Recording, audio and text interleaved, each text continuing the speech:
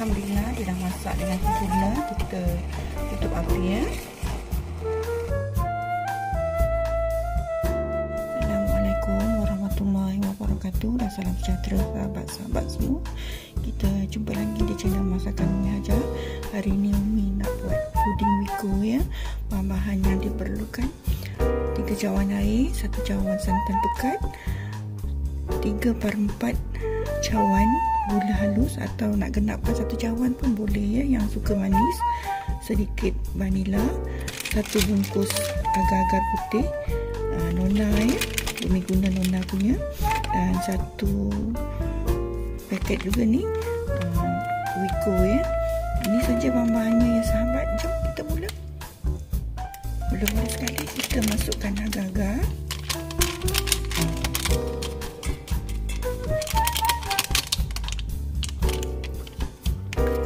Kita masukkan wiko.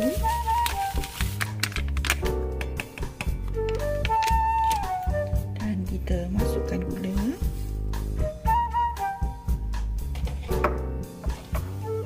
Kita masukkan sedikit isi vanila. Kita masukkan santan.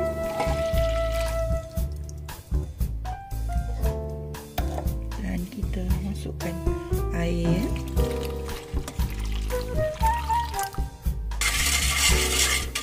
Kita kacau dia bagi sepatu dah sepatu ya. Dia dah sepatu nanti baru kita masak. Sekarang ni kita masak dia dengan api sederhana sambil kita kacau dia ya.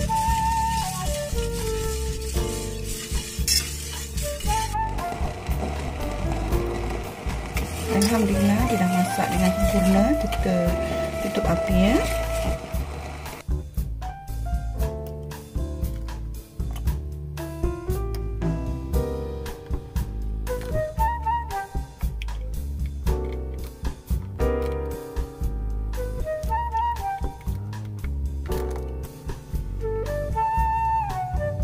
Sejukkan dia dulu ya. Bila dia dah beku, Umi akan simpan dia dalam peti air selama 1 jam dan kemudian baru Umi keluarkan, tunjukkan hasilnya.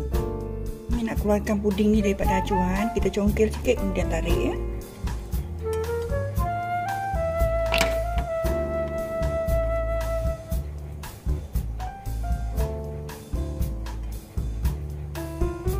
Kita ulang proses yang sama macam ni sampai agar-agar ni habis kita keluarkan ya. Ini dia hasilnya puding wiko untuk perkongsian hari ini. Sesuai dijadikan pemanis mulut selepas makan tengah hari ataupun malam ya. Rasanya sangat sedap dan juga menyelerakan ya. Disukai oleh semua kanak-kanak dan juga orang dewasa.